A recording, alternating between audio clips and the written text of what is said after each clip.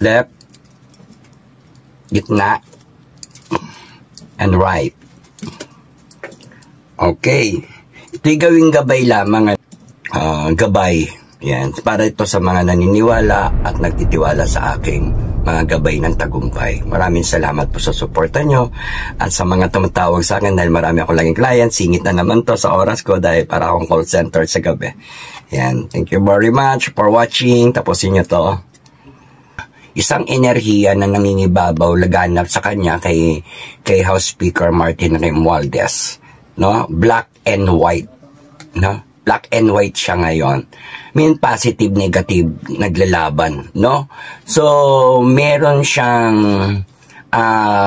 mga obligasyon o responsibilidad na dapat gampanan o harapin dahil ang transaction niya ay mga ganong pamamaraan ng mga aura ng ginagawa niya. Yan, black and white po. Ayan, mga ginagawa niyang transaction, yan yung nangingibabaw na enerhiya.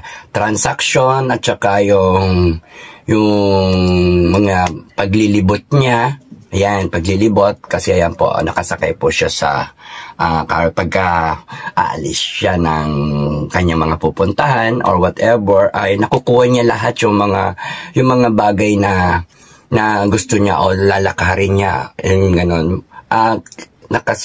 Siguro siya sa mga direction na pinupuntahan niya, pero always lahat puro black and white. Yung mga communicate niya, activities niya, at saka yung mga ginagawa niya. Yan, basta yan yung aura niya. Yan, no? Communicate, mamaya paliwanag ko pa. Ayan. Nangingibabaw, medyo tumayo yung balahibo ko sa likod.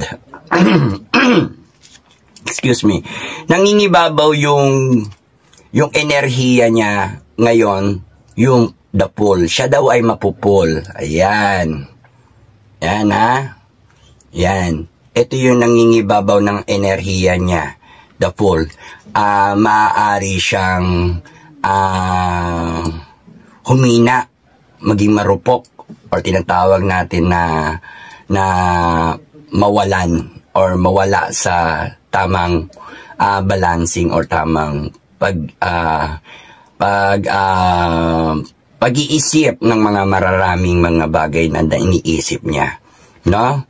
At sinasabi dito yung dapol yung parang ayan, yung katangahan. Ayan, no? Kasi he's very exaggerated, at saka for self-only interest, ano? Yung sarili niyang interest, no? So, ayan. Kung sinasabi ay matalino man daw ang matching na paglilinlangan din siya rin. Pero dito, sinasabi kasi dito ay the pool. Maaari siyang mahulog sa bangin or mahulog sa tulay or sa tubig or whatever na kung ibig sabihin the pool yung dahil sa katangahan niya or tinatawag natin na the pool, very excited, di niya na namamalayan, dire-diretso lang siya sa mga ginagawa niya o paglalakad niya o paglalakbay niya o doon sa karir niya na may halong exciting doon sa kanyang sariling interest. Subalit, meron ditong hindi magandang hindi niya nalalaman. Yung pagkabutas ng kanyang bulsa o tinatawag natin na unexpected problem niya. Yan. Dadating sa kanya yung unexpected problem na meron siyang maaaring tinatawag natin nakawan or nakaw. Nakawan siya. Ibig sabihin, hindi lang sa salitang nakaw ng mga bagay-bagay, kundi yung parang yung isip o talino niya ay nanakaw din. Ibig sabihin, nalinlang or kaya na ano siya, yung para bang na absent mindset siya. Kumbaga sa mga bagay na iniisip niya pansarili, mayroong magaganap na karma Yan. Kasi ang karma ay nanggagaling yan sa ginagawa ng tao. Yan yung tinatawag na pag may ginawa ka sa tao, remarks na yan.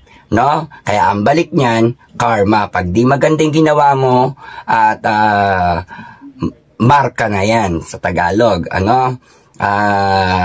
Or remarks. No? Ang karma, yun yung bad words ng karma. No? Ang good karma is remarks. Kaya kung gagawa ka ng mabuti, remarks yan. Remarks for good, marka na for good. Pero yung pagka ginamit mo yung marka na pang markang demonyo or markang arkanghel, yan. May mga ibig sabihin kasi yan. Kaya ito po ay larawan ng pool. Siya po raw ay mapupul. Ano? The fool. Yan. Mahuhulog. No? Or may katangahan, ayun tinatawag, no? At saka ang second energy, third energy niya is yung ayan, yung karakter niya is pamimigay. Ayan. Yan, mahilig siyang mamigay or tumulong or magbigay. Yan yung mga bagay na siya pa ang naghahatid or nagkukusang loob na mamigay or for give us anything na mga bagay-bagay. Yun yung moves naman nito. Ito yung sinasabi ng moves naman, no? So, ayan ang energy niya, no? Ano? Yung tinatrabaho niya, black and white, tapos yung the fool, katangahan o paghulog o mahuhulog siya, no? Pamimigay, no? Or pag offer o pamimigay, yan.